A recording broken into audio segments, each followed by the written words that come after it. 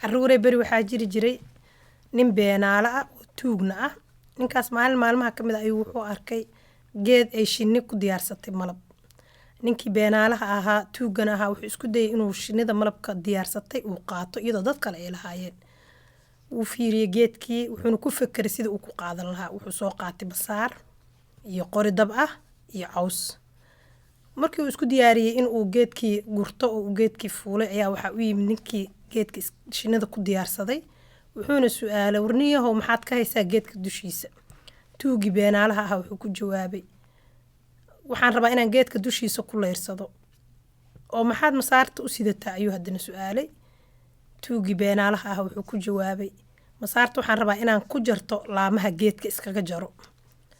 ninkii haddana wuxuu su-aalay maxaad u sidataa cawska. tuugii beenaalaha ah wuxuu ku jawaabay cawskan waxaan rabaa inaan ku fariisto si dharka uusan iiga wasaqoobin. ninkii wuxuu haddana su-aalay qoriga dab kale maxaad u sidataa. tuugii beenaalaha ah wuxuu ku jawaabay taasi jawaab uma hayo.